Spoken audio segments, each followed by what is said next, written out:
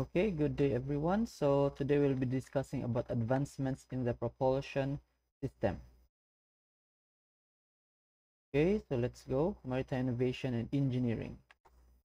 So modules, introduction of main function innovation, ship resistance and propulsion, diesel engine, gas turbine. So we're done with this. We will be focusing here the hull and propulsion innovation and unmanned ship. Okay, so these are let's go with the propellers. So propellers are the one that will push the ship to move forward or backward. Okay, so here we have an example of Maersk Line ship. The length overall is 397.7 meter. The draft is 15.5 meter. Dead weight is 156.907 ton. The engine we have here the 80,000 kilowatts of engine, and our speed of this container ship is around 27 knots. So that's how fast it is. Okay, so the propeller of this type of this ship is a 1 2 3 4 5 6 blade propeller, a fixed pitch propeller with a diameter of 9.6 meters. So ang haba niyan almost 10 meters yung taas niya. So sabihin natin mga dalawang palapag na building. Yun 5 meters yung isang palapag, dalawang palapag. Pero pag yung isang palapag mo is mga 4 meters lang, so dalawat kalahati, so parang ganun. So more than 2, depende sa, so ganun kahaba siya. Okay? 131 tons. So gano'n ka laki yung 131 tons? So 1 ton is 1,000 kilograms. So yun, bigat. So ito yung propeller na umiikot. Ito yung mangyayari pag umiikot yung propeller. Tapos magkakaroon ng bubbles yung sa gilid dyan. Okay, yan yung bubble tracing niya. So actually yung bubbles na naproproduce ng ating propeller, actually losses din yan. So kasama yan sa mga losses. Pero hindi talaga natin matatanggal yung losses kasi meron talaga yan. Kasi wala namang perfect na machinery. Okay, so this is a controllable scene from the aft. Rotation niya is controllable ba to? Oh, ito ay controllable pitch propeller.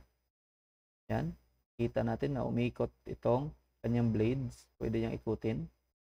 Okay, direction of rotation is counterclockwise as seen from the aft. Kung nakaharap ka sa aft ng barko, counterclockwise yung ikot niya.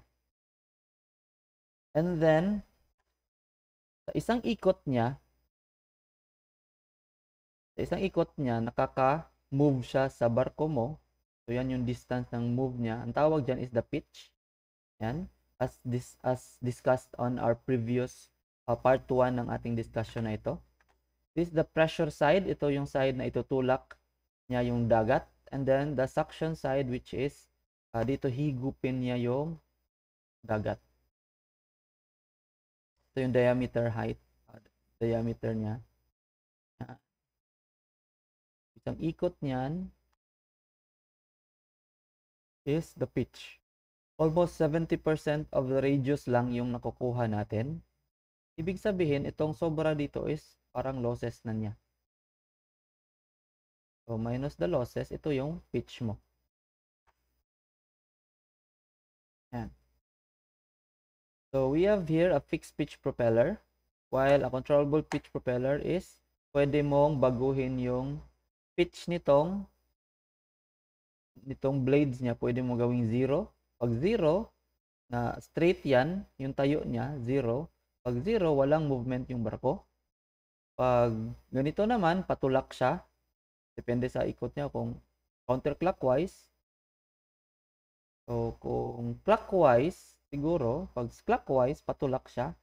Pag kabila naman yung pitch niya is pa-reverse naman yun. It is hydraulically activated para ma-move natin yung kanyang blade or yung hub niya. Yung hub niya is pwedeng ikutin. Okay, so here we have, hindi natin makikita. Mag-play. Diba? So, not available. Yan lang natin.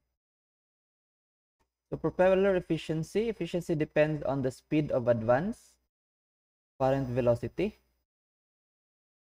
or advance velocity, speed of advance, VA. The thrust force, the rate of revolution or yung RPM mo, the diameter, so mas malaki yung blade, so mas malakas, mas mataas yung efficiency niya. The number of blades, mas maraming blades, mas malakas. Disc area ratio, so number of blades, mas marami, mas malakas. And then, minsan din, nagdadagdag din weight, so may losses din yun. Disc area ratio, pitch or diameter ratio. So, efficiency can vary between 35% till 75%. So, wala talagang 100% efficiency ng propeller. Okay, meron tayong dalawang two-stroke type na engine. We have the super long stroke and the ultra long stroke na engine. So, S is S660ME C8.2 version MEC na to. So, electronic na yung main engine niya. 60 cylinder, 60 yung diameter nung tapos S is the super long stroke and then G is for the ultra long stroke. Yan. Pitch and diameter propeller. So, nakikita natin dito pag binago natin yung pitch and diameter ratio niya. Ito yung pitch or diameter ratio. Ito yung diameter, optimum propeller diameter. So, habang yan. So, 6.6 meter yung diameter niya. Habang lumalaki yung diameter, yan. Bumababa naman yung propeller speed niya at 100% dito versus sa kanyang kilowatt. Okay. So, based on the diameter, optimum propeller diameters. Yan. And then, ito naman yung kanyang propeller speed.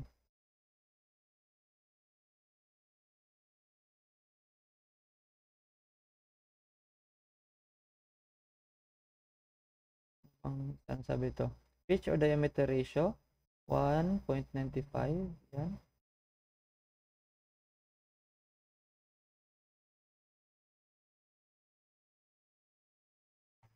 So, ano ba ito?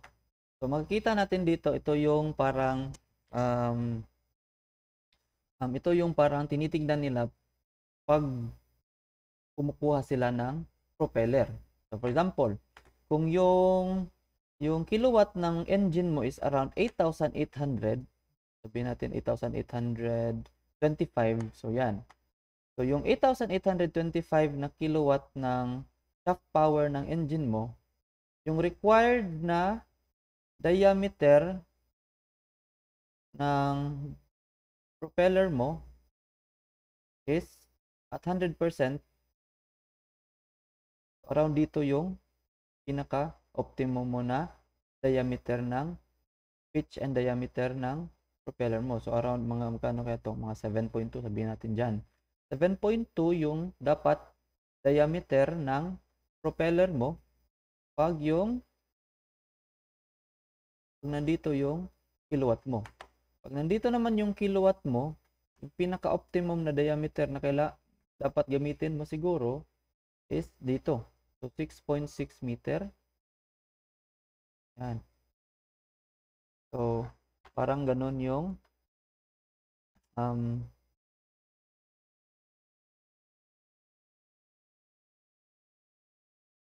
parang ganun yung nangyayari. So, pitch diameter ratio. Pag nandito yung pitch diameter ratio mo sa 0.70, 70% lang. Basta, ganun yung parang gusto nilang mangyari dito. Pag dito naman, tatlo.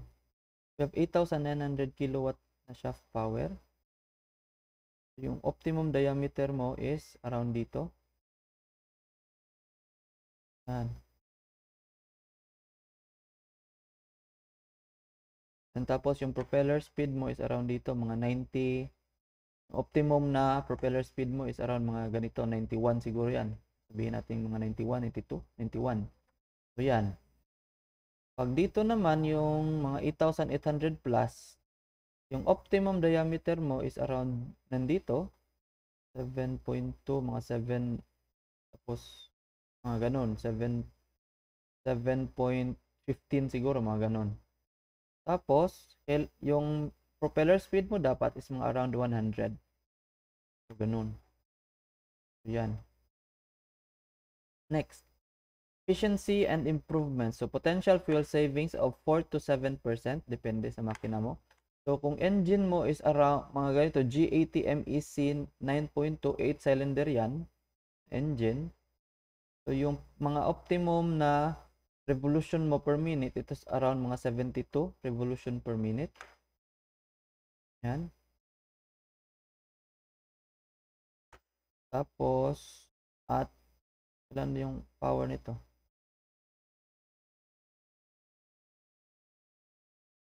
At 70 plus yung revolution per minute RPM. Yun, 72 revolution per minute. Ito namang S80MEC 9.2 is mga around 78 revolution per minute. So, parang lahat ng mga type ng engine nila is nilagyan nila ng tinignan nila kung ano yung pinaka best or optimal niya na MCR, maximum continuous rating, so maximum speed niya. Based naman yan sa kilowatt niya, kilowatt and yung RPM. So yan. Meron silang mga data dyan. So depende kung anong bibilhin mo, may makukuha kang data. Yan yung dapat optimal na um, maximum continuous rating speed ng makina mo. So, para magkaroon ka ng potential fuel savings of around 4 to 7%. So medyo maliit lang yung 4 to 7% kung titingnan natin. Pero kung i-compare natin yan sa fuel, for example, yung kumukonsumo ka ng 100 tons per hour, for example, or per, ano ba yon? So, ganun. So, yung 7%, malaki na yung, di ba? Okay, we have another here. We have a Costa bulb. So, Costa bulb ang tawag dito. So, anong bulb? Ito yung bulb niya, Costa bulb. Ito yung rudder. Tingnan mo yung rudder niya. So, ginawa siyang ganon. May parang bulb dyan. Para magkaroon siya, it reduces hub drag. So, kasi dito sa gitna, walang masyadong pwersa dyan, di ba? So, parang nagiging losses dyan. So, ginawa nila, lagyan nila dyan. Reduces vortex losses. Reduces slipstream contraction. Increases wake fraction. And around 2.5 to 3.5% improvement sa efficiency ng propeller mo. Okay. Ito naman yung tinatawag nila twisted rudder. So, imbes na ganito straight yung rudder niya doon nakaharap, parang nilagyan nilang konting twist. So, dito siya nakaharap banda sa gilid. So, ang purpose niyan, it reduces rudder cavitation. So, kasi dito, pag ikot niya, usually dito is magkakaroon ng bubble sa gitna. Yung bubbles might cause cavitation doon sa ating rudder. Yung ginawa nila is, parang nilagay nilang medyo segway konti. Improves low speed maneuverability and improves slipstream recovery. So yan, nag-design naman sila niyan. Next nilang another design is the hubcap. So ito yung hubcap niya, parang nakadikit na talaga siya sa kanyang parang sa gitna ng propeller mo. So streamlined transition. So around 4 to 5%.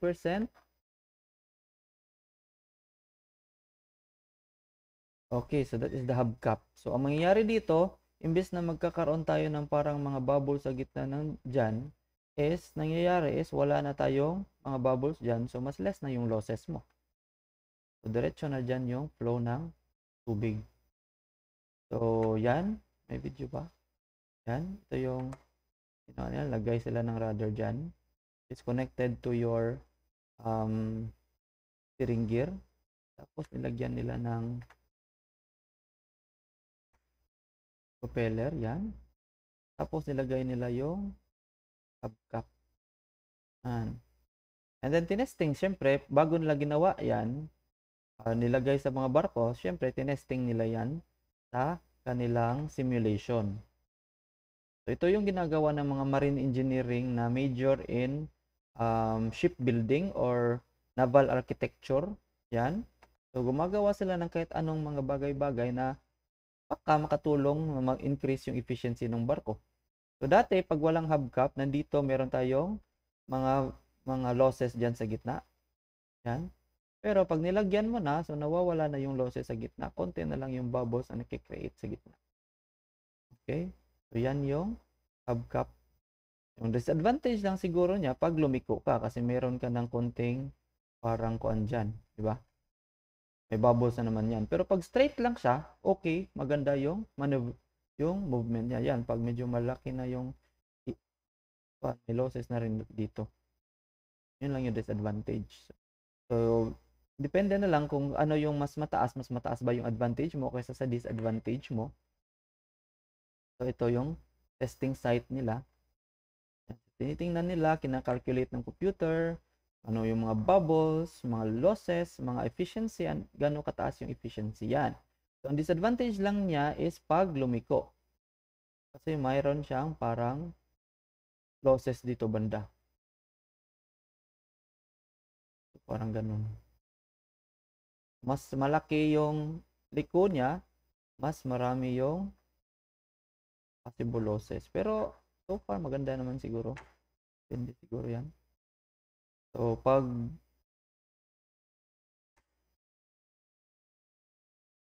yan, hanggang sa natapos yung simulation, na-test nila lahat.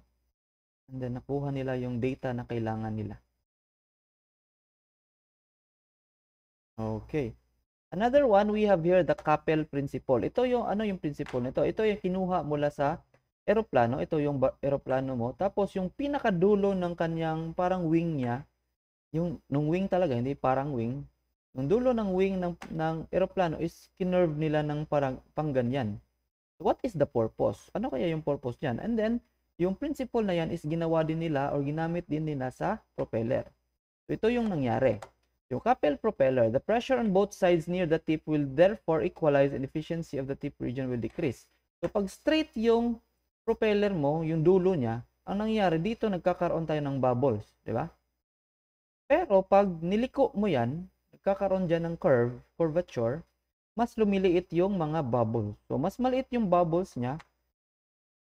So, magiging equalized and efficient yung tip region ng propeller mo. So, the Capel propeller minimizes the flow over the tip, resulting in a higher efficiency. So, mas konti lang yung bubbles na kikreate mo. So, mas less yung slip. So, mas higher yung efficiency. So, ganun, kagaling. So, yung ginawa nila ganito. They bend the tip of the propeller para daw mas less yung losses. And then, syempre, tinesting nila yan sa simulation nila.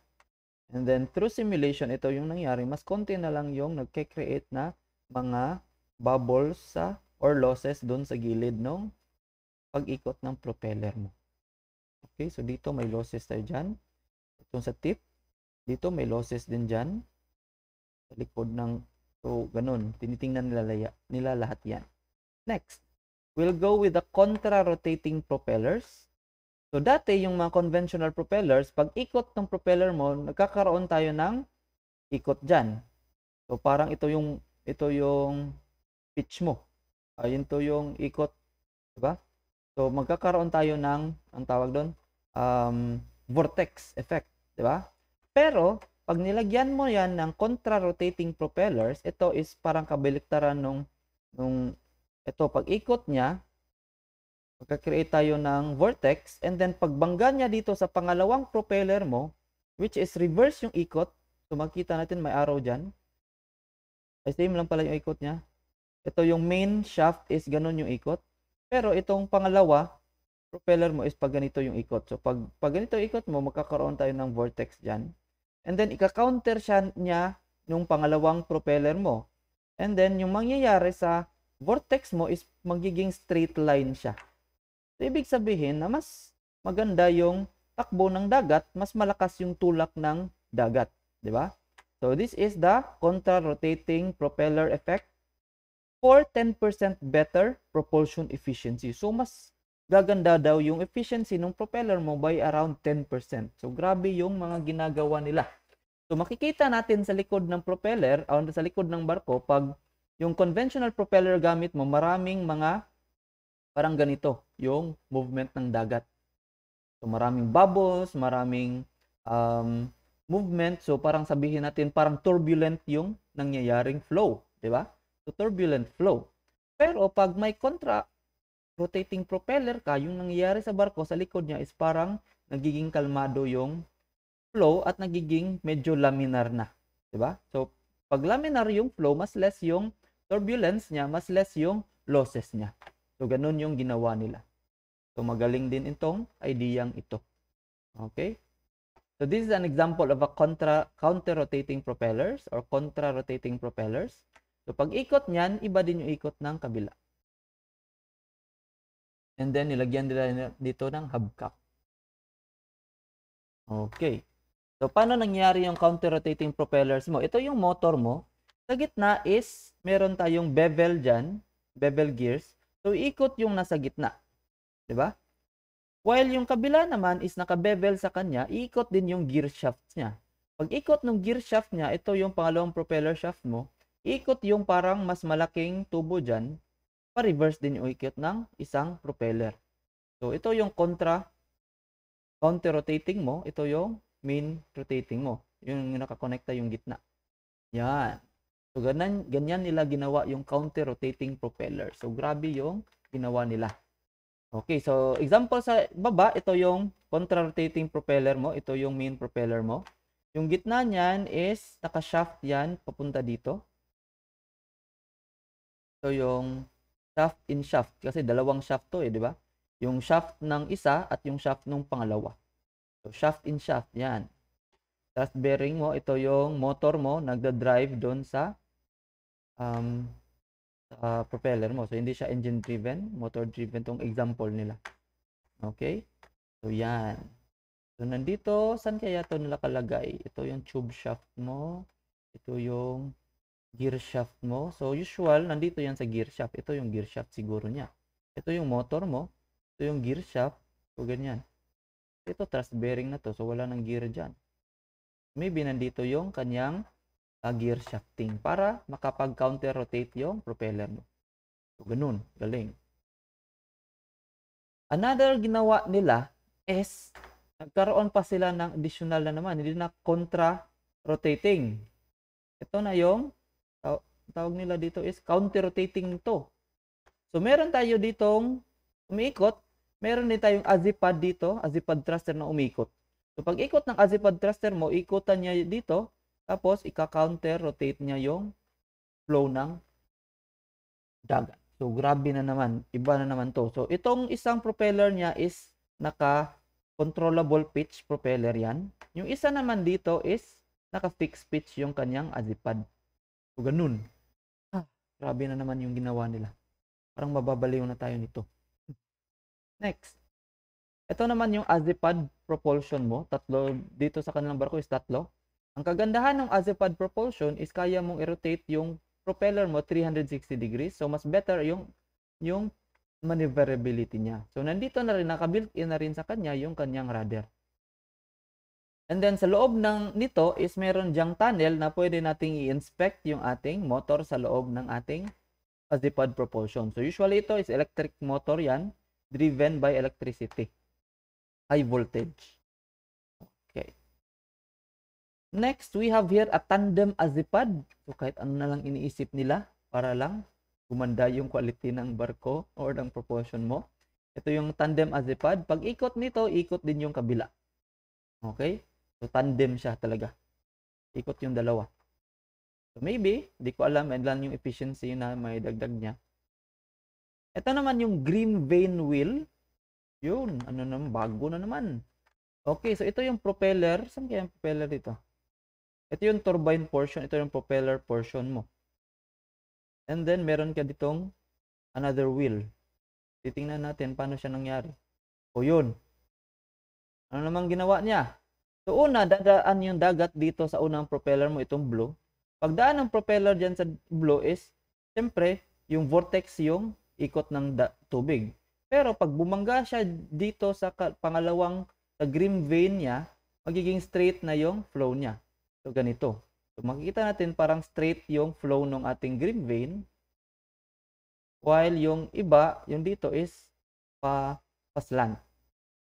So ganyan. Yun. Yung purpose is para yung vortex motion is gagawin nating linear motion. So grabe na naman yung naisip nila. Kahit ako hindi ko na to naiisip. Okay, next. Yan, so that's an example of a green vein wheel. Grabe. Woo. Next.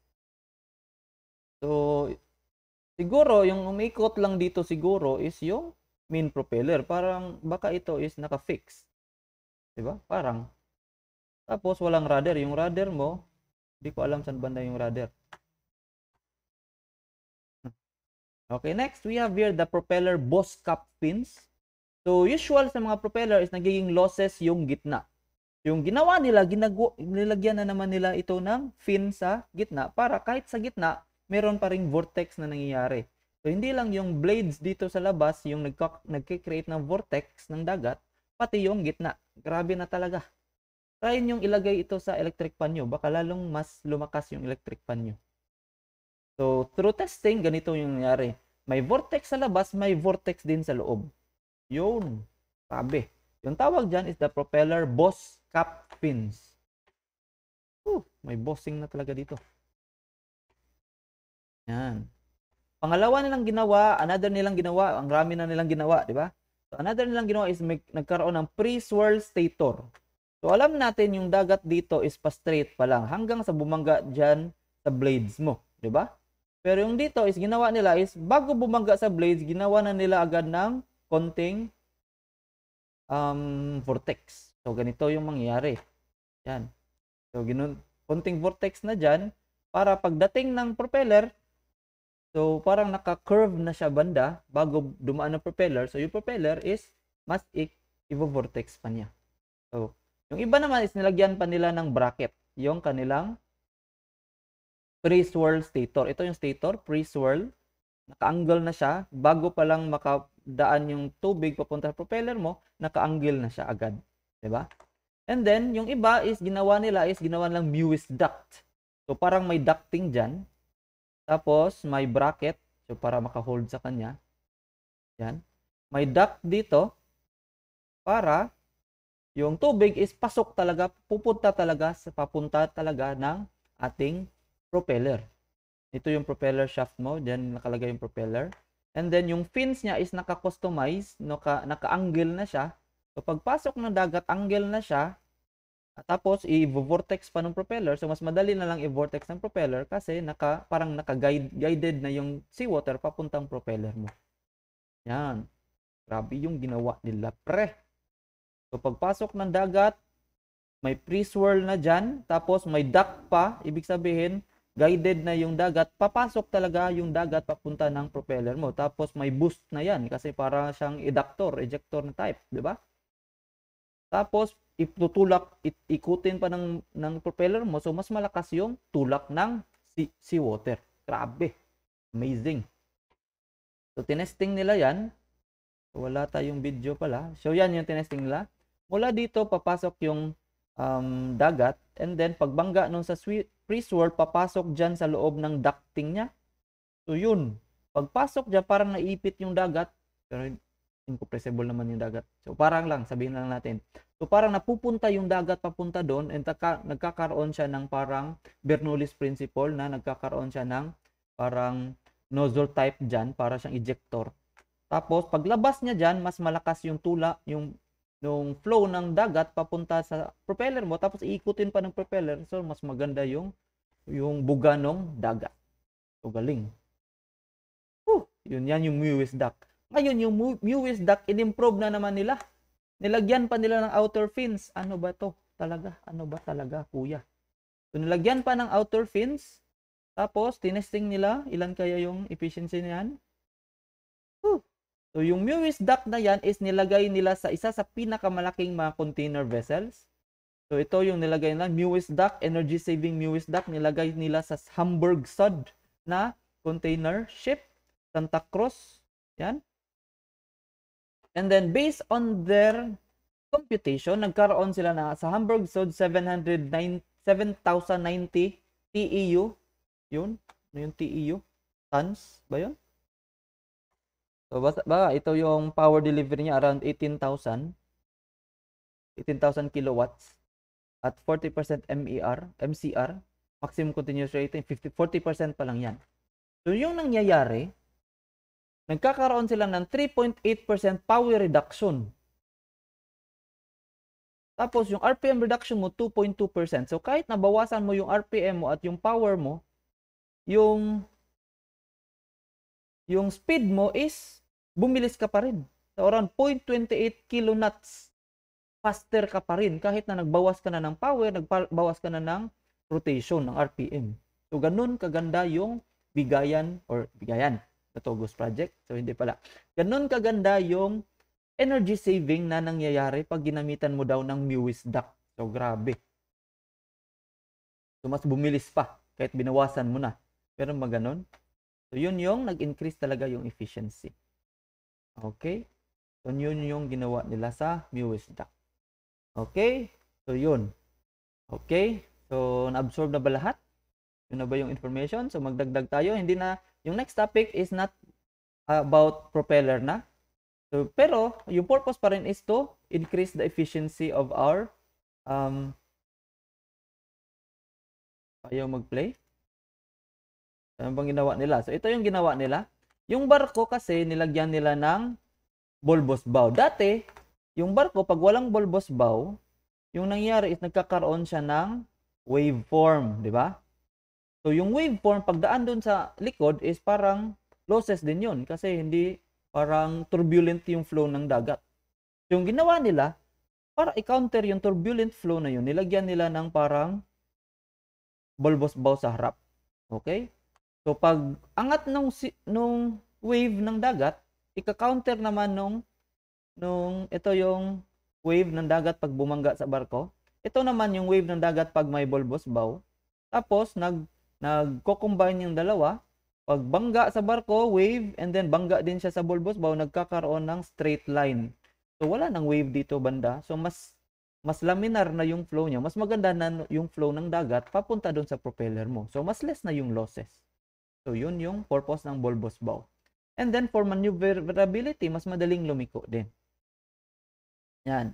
Kaya yung mga barko na wala pang bulbous bow, yung ginawa nila is kinonvert nila. So, yung bulbous bow is mas better siya for slow steaming or yung mas mabagal yung takbo. Mas bagal yung takbo, pero mas efficient siya in a way kasi konti lang yung waveforms na nangyayari. So, yung ginawa nila is tinanggal nila yung dito, yung straight dyan, yung dito, and then dinagdagan nila ng ilong, yung bulbous bow. So, kinonvert nila yung ibang barko nila. Okay, may iba namang tawag dito is axe bow. Yung axe parang hinihiwa niya yung dinadaan niyang tubig. So, kahit di mo nalagyan ng bulbous bow, so usually ginagamit ito pag mabilisan, rescue, pag mabilisan yung takbo, tapos malakas yung alon. So, kahit imbis na banggain mo yung alon, so hiwain mo na lang, di ba? Parang ganun, axe bow. So, ito. Pero pag slow speed yung engine mo, mas maganda yung slow speed yung barko, mas maganda yung bulbous bow. Pero pag ganito, high speed, so axe bow ka na, di ba? Depende kasi din sa lugar. Lalo nito, maraming bagyo dyan. Laging bagyo, so maganda yung axe bow. Yung iba naman is ginamitan lang X bow. Hindi ko alam bakit X to. Saan yung X banda? So hindi naman siya axe. So naging X na lang siguro. Hindi ko alam. Ito yung X bow, ito yung then tinesting nila doon sa kanilang simulator. Ano yung mangyayari pag hindi axe bow? So pag hindi axe bow, ganito mangyayari. Para mong binabangga yung dagat. Pero pag axe bow na, ito yung nangyayari. O X bow pala. Ito, parang hinahati mo rin yung dagat. Parang ganun. So mula sa axe bow, tinanggal yung A, naging X na lang. Ganun ba yun? X-bow. So, in-improve nila yung X-bow mo. Naging X-bow. Yan. So, may video. Yun. Holstein X-bow. So, yan yung manufacturer siguro. Lagyan ng sounds. Baka makuhan tayo. The only thing better than good weather is a good bow by Captain Ronnie Iverson, Bourbon Orca. So, ito yung ginawa nila sa X-bow nila. In-improve nila yung X-bow to X-bow. The improved version. Yan. Environment. Significant less loss of speed in waves, reduced power consumption, improved fuel efficiency, and higher transit speed. So, mas mabilis yung takbo ng mga rescue boat or yung boats nila. Environment daw. So, mas efficient kasi yung takbo ng barko mo. So, mas less yung larger volume display the foreship, inverted bow, slender hull lines. So, mas environmentally friendly kasi pag mas efficient yung engine mo o yung propulsion mo. Yan.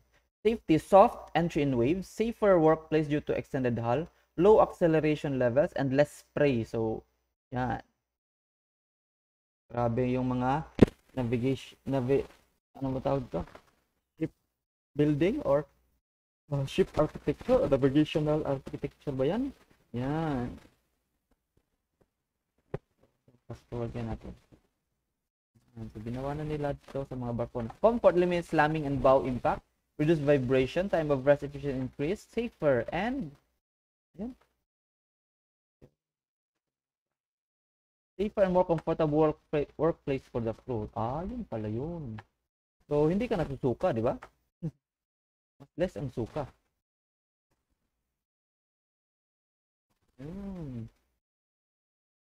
So, inter-Europe. Yan, pwede. Brazil na to. Spain. Norway, Turkey. Kahit saan ka pumunta dyan. Relax ka kasi mayroon tayong X-bow na aalalay sa'yo. Yun. Okay, we have here another one. We have the Wärtsilä steerable thruster. So, yung thruster din naman is nakakatulong para sa maneuverability ng barko. So, steerable, ibig sabihin pwede itong ikutin. Yung iba, inilalagay nila dito yan. Mga steerable thruster yan. So, thruster dyan. May thruster ka dito, may thruster ka dyan. Para sa sideways. May thruster ka dito na pwede namang steerable. So, pwede siyang lumiko din. Yun. So, kaya hindi na kailangan ng propeller. Diba? Kasi steerable yung thruster mo. So, yan yung laman doon. So, dito, pag ikot nyan, ikot din yung nasa gitna, ikot din yung nandito, ikot din yung nasa propeller. Parang gear, naka-gear lang yan sila lahat. Tapos dito yung main driver mo nakalagay. Usually electric motor. Yun. Okay, ano pang mga efficiency sa ating ginawa nila? So una meron tayong efficiency sa propeller. Ngayon, ginawa naman nila sa bow naman nila sa harapan ng barko para mas may efficient yung barko mo. Pangatlo is dito naman tayo sa painting. So yung underwater paint ng barko is kailangan katulong din siya for may purpose din siya. Okay, una is anti-fouling. So, works on the principle of releasing copper and some other biocides into the water to kill off fouling that attaches to the hull. So, pag may mga sisi, may mga dumikit sa hull mo, so matatanggal o mamamatay siya. So, paint works for period between 3 to 5 years. So, kaya yung paint mo, kaya niya hanggang 5 years. So, kaya every 3 to 5 years, pupunta tayo ng dry dock, nagre-repaint tayo kasi nawawala yung anti-fouling property ng ating paint. So, yung fouling release, non-stick coating, working on principle that it is difficult to stick to it. So, non-stick yung ating coating. So, para siyang nagluluto ka sa non-stick pan, hindi dumidikit yung mga niluluto mo, di ba? So, dito nilagay na non-stick coating para hindi dumikit yung masisi. And easy for fouling to fall off when the vessel is underway. So, natatanggal yung mga sisi pag tumakbo na siya. The paint is silicone-based. So, yan. Yung mga ginagamit sa ating lutuan na silicone-based na, nilalagay din pala yan sa non-stick silicone-based na coating. Nilalagay din yan sa ilalim ng barko. So, ito yung tinesting nila, anti-fouling paint, start of lifetime niya, hanggang sa 1/2 na lifetime niya, mga 3 years na siguro. Mga 5 years na, konti na lang yung natitirang anti-fouling toxicant. Yan. So, nagiging empty siya. So, every 5 years, kailangan mo siyang palitan. Usually 3 years, nagda-dry dock naman. So, pwede mo siyang palitan. Depende kung konti na lang yung laman. Yan. Anti-fouling toxicants. Self-polishing matrix niya is at 5 years nawawala talaga yung self-polishing niya. Yung non-stick coating niya is at 5 years nawawala talaga. So, kailangan mo siyang palitan ulit ng bagong painting. Yan. Fouling release coating. So, yung coating niya at speed, early fouling, advanced fluoropolymer na yung coating mo. So, wala nang masyadong fouling. Yan yung mga dumidikit. Fouling yan. Early fouling release, nawawala. Advanced fluoropolymer. Pag advanced fluoropolymer yung ginamit mo na coating, so wala talaga. Zero. Zero yung kanyang slime coverage. Walang dumidikit. Pag tumatakbo na yung barko, natatanggal yung slime niya pagtakbo ng barko. So, yun. So naman, other one, ano ba ito? Noise pollution. So, this is not really part, pero nilagay lang nila. So, another, baka ito yung next na convention na naman, noise pollution. Paano natin mabawasan yung noise pollution para sa ating mga marine life. Yan. Okay, possible energy efficiency measures. So, for weather routing, so liliko tayo pag may bagyo dun sa harap. So, nakakaroon tayo ng 1 to 4% operational energy efficiency. Autopilot upgrade, 3% speed reduction, 10 to 30% efficiency. Auxiliary power, efficient pumps, fans, high efficiency lighting, solar panel. So, yan. Aerodynamic, may air lubrication pa yung barko mo. May wind engine ba or wind tinutulangan ng hangin or yung parang wind sails, yon. Tapos may kite pa, yung mga wind kite. So additional din yun na efficiency, possible energy efficiency measure sa barko mo. Thrust efficiency, pag propeller nakapolish yung propeller mo, may dagdag yan na efficiency. Pag nag-upgrade ka sa propeller, depende kung ano bang magandang propeller. Propeller rudder retrofit, yung mga sinabi kanina, mga retrofit yon. So pwede rin mag-increase ng efficiency.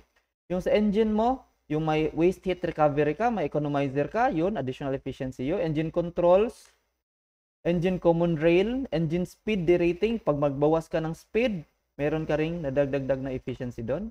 And then yung hull mo, pag naglagay ka ng mga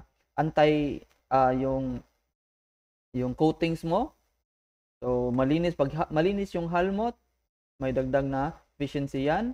Yung coating mo, dagdag yan. And then water flow optimization, pag nilagyan mo ng bulbous bow siguro, so na-optimize mo yung water flow, so dagdag sa efficiency yun. So yan lahat, tinitingnan nila para sa at 2050, kailangan mapa-reduce natin yung carbon emission to 0%. Yun. So marami silang mga choices. Solar panels, wind turbines, or wind kite, automatic yan. So we have here the future of shipping. Ano ba yung future of shipping? So nilagay na talaga nila yan, gumagana na yan sa Rolls-Royce na company. Meron talaga yan, tumatakbo sa Europe. Yung definition ng future shipping natin, we have dalawa. Meron tayong unmanned ship, so walang tao on board. Not necessarily under automatic navigation or engine control. Pwede siyang remote control from shore command center. Meron pa rin nagde-drive na kapitan, pero nasa shore base na. Parang binabayar, parang kuan ka lang, ang tawag doon, yung call center lang, di ba? So, ganoon. Tapos, meron din tayong tinatawag na autonomous ship. Ibig sabihin autonomous ship, automatic navigation and collision avoidance. So, parang naka-satellite na, yung satellite na mismo mag-control sa kanya. Automatic yung engine control, not necessarily unmanned. Pwedeng may tao doon sa loob, pero hindi niya ginagalaw yung barko.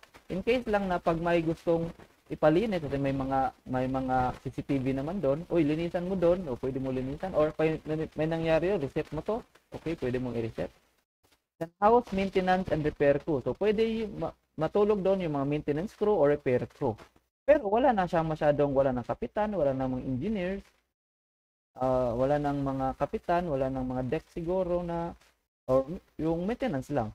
Pwede. Deck maintenance, or engine maintenance and repair crew. Meron pa rin engineer yan kasi repair crew, engineer ginagamit, di ba? Pero about sa sa navigation and collision avoidance, automatic na siya. So kahit yung kapitan hindi na gumagalaw doon, automatic na siya. Yung engine, control ng engine, automatic na din. So yung sa atin lang is for maintenance and repair lang. Yun yung autonomous ship. So dati meron tayong unmanned ship. So yung lahat ng ito, radar, ECDIS, visual, may tao on board, tapos yung tao yung nagpapa-action. Ayun, sa mga remote ship, may radar, ECDIS, visual naman, pero nasa ashore yung tao, and then through satellite, kaya mong patakbuhin yung barko. Sa automated ship naman, meron tayong radar, ECDIS, visual, pero computer na or yung AI na mismo yung magkocontrol ng barko mo. Sa autonomous ship naman, so combination na lang lahat, meron tayong radar, ECDIS, visual, papunta sa computer, meron din taong nagmo-monitor via satellite, and then based on that info, so mapapatakbo mo yung barko mo. Okay? So, grabe. Whew. So, anong disadvantage nito? Yun lang. So, this is an example. Wala. Check nyo lang sa YouTube. Meron yan about ito. Rolls-Royce na autonomous ships. Yan, i-search nyo na lang sa YouTube. Makikita nyo yung video na to. Okay. Ano yung motivations naman? Okay. Ang motivations nito, bakit ginawa nila ito is una, because of shortage of mariners in Europe. So, gusto nila, since konti na lang yung mga marinero, kasi yung iba nagla-land base na, hindi na gusto mag-marino siguro sa Europe. So, nakaisip sila, maybe it's better to have autonomous ship. Also, usually sa mga error or mga disgrasya sa mga vessels is due to human error. Around 70% ata, hindi ko sure gano'ng kataas yung percentage na human error yung mostly cause ng mga accidents sa at sea. So, to reduce human error, so gumawa sila ng autonomous ship. Lower manning cost, so mas konti na lang yung babayaran mo. Yun lang. So, you can use the autonomous ship for ultra slow steaming. So, mabagal yun lang yung takbo niya. So, kahit mabagal, ang kagandahan niya, it leads to lower fuel cost, mabagal, lower emissions kasi mabagal, but also less efficient transport capacity. So, mas and socially unacceptable voyage duration. Kasi kahit so lang, medyo mabagal siya. Matagal siyang dumating yung barko mo. Pero, nababawasan mo to. Wala na, konti na lang yung tao mo. So, ito yung ginagamit ng mga slow, ng autonomous ship. So, hindi naman pwede yung mabilis naman siyang takbo kasi baka mabangga siya kahit automatic siya. May mas malaki yung chance mabangga siya pag mas mabilis yung takbo niya. Ano yung sinasabi nila? Human error contribution to shipping accidents. We have 84 to 88% of tanker accidents, 79% of towing vessel groundings, 89 to 96% of collisions is due to human error, 75% of allisions. Yung collision is nabangga yung dalawang barko. Yung allision is nabangga ka sa naka-fix na puerto siguro, parang ganun siguro. Hindi ko sure. So, i-check na lang. 75% of fires and explosion is caused by human error. So, because of this data, ginawa nila is autonomous. Legalities. Current maritime law does not anticipate development of remote or autonomous ships. For example, does a ship's master or crew necessarily have to be on board? Questions of liability and insurance need to be reviewed. And IMO has placed the issue of autonomous shipping on agenda of MSC May 2018. Economics. More efficient use of space in ship design. So, mas konti na lang yung mga kabina. So, pwede mo idagdag sa cargo mo. More efficient use of crew and their skills. More efficient use of fuel. Optimizing processes based on real-time data enables economies of scale. So, by 2020, reduce crew with remote support and operation of certain functions. Remotely operated local vessel. 2025, remote controlled manned coastal vessel. 2030, remote controlled unmanned ocean going ship. And by 2035, autonomous unmanned ocean-going ship. Ooh, so this is the trend ngayon. Consequences for seafarers. Siyempre, disadvantage sa atin yun. Kasi 83% of seafarers consider automation to be a threat to jobs. 85% see it as a threat to safety. And almost 80% believe that radical changes in training and certification are required. So, pag ganito ng barko, kailangan mo rin mag-train and ma-certify para sa ganyang mga barko. Hindi pwedeng hindi ka train para dyan. Okay? So, we have a video. Okay, hanapin nyo na lang yung Rolls-Royce ng autonomous ship para makita mo yung video na yan. Okay, so that's it for our topic. So this is advancement in the propulsion or in the propulsion systems or lahat-lahat na, di ba? So this is part 2. So I hope you learned something today. Thank you for watching the video. Please click like and subscribe and share it to your friends also. So see you on our next video. Thank you for watching and goodbye.